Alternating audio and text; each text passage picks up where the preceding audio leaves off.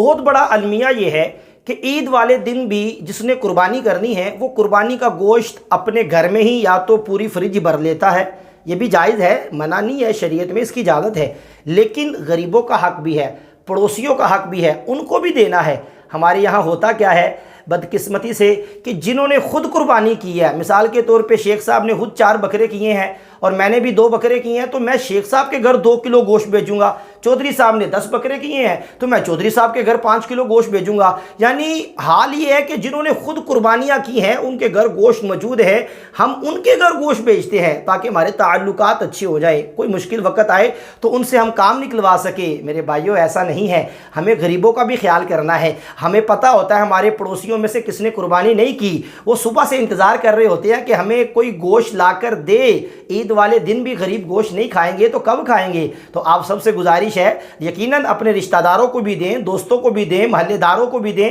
لیکن خاص طور پہ سفید پوش لوگ جو ہاتھ پھیلا کے مانگتے نہیں ہیں، جو آپ کے دروازے پہ آ کے دستک دے کے مانگتے نہیں ہیں، آپ کو پتہ ہوتا ہے آپ کے خاندان میں بھی ایسے افراد ہوتے ہیں، آپ کے محلے میں بھی ایسے افراد ہوتے ہیں، تو آپ خود 2-3 کلو کا پیکٹ بنا کے ان کے گھر ضرور پہنچا کر آئیں۔ اللہ پاک آپ کی قربانی اپنی بارگاہ میں قبول